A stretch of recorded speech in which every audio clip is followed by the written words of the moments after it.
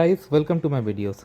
So guys, today in this video I'm going to list out some very common mistakes newcomers or especially those who are gonna rent out their first property in this country of Canada do. Some mistakes they do. So how to avoid them and what to do in those scenarios. So first of all, congratulations. If you are watching this video, that means you are probably ready to rent, or at least you are looking for to build your life here.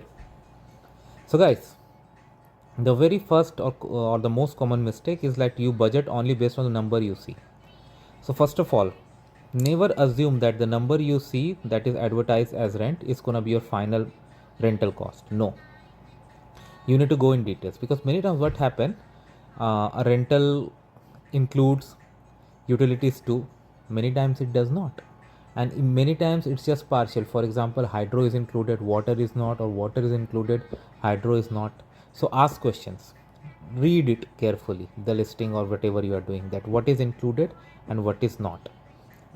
For sometimes it comes as percentage too, like generally in shared properties. For example, if you are gonna rent a basement, then basement I have seen mostly that 30% or 20%, 40%. So as per Ontario laws, it has to be based on the area.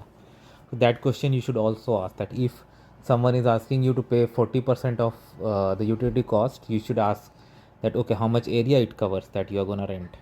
Okay. And the thumb rule you can say, always keep your rent and utilities under 30 to 35% of your gross pre-tax income. If you are looking at cities like Toronto or Vancouver, then the costs are very high, right? Now, tenant insurance also I did not tell about initially. Many landlords require proof of tenant insurance also, but this doesn't cost much, but around $20 to $40. Once I used to pay even $13 also. So I remember, and it's a very good thing to do, because it initiates your property insurance profile, right? Now, second thing you got to be careful is to avoid scams. There are numerous too good to be true scams. Okay, and these scams are becoming sophisticated. So if a listing looks like too good to be true, like a penthouse that is priced like a basement, be cautious. Sight unseen rentals. Never send money before seeing the unit in person, okay, or having a trusted friend or a video walkthrough. The out of country landlord, avoid anyone who claims they can't show the place because they are working abroad and ask for a deposit via wire transfer or Bitcoin. And there are laws about deposits too in many provinces. For example, even in our Ontario, and as per current laws, a landlord can only ask for first and last month's rent. So if somebody is asking for security deposit or damage deposit, it's illegal. Okay, though in some provinces it may be, but here it's illegal. Okay, now you should read and understand your lease very carefully, because lease is nothing but a legal contract, okay, that you are signing and which is covered by the laws. And in Ontario, landlords must use residential and tenancy agreement, standard form of lease.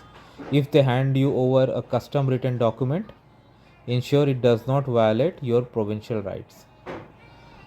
Don't go for verbal promises, okay, and always ask for guest and pet policies. In many provinces like Ontario, no pet clauses are typically actually void and unenforceable, and landlords cannot charge for extra for guests. However, some condominium may have their own separate bylaws that can restrict pets.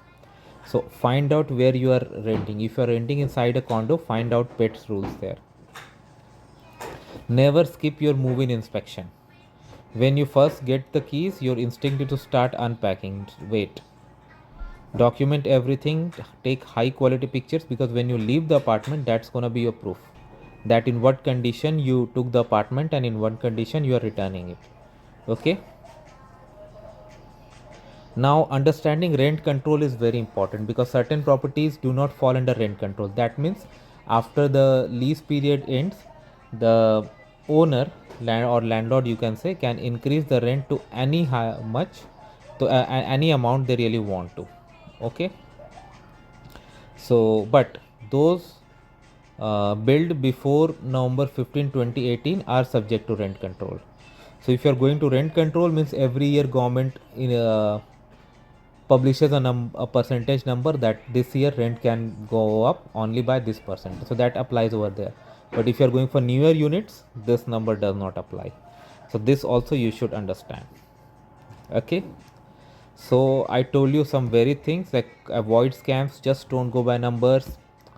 Find when the property was built, take the pictures when you move in, and be sure about pet and guest policies and parking too. Of course you need to find out, especially condominium buildings which who have the right to define their own pet policies. So if you follow all this, you will be in a good shape. So let me know guys what you feel about it. Thanks for watching and please subscribe to the channel.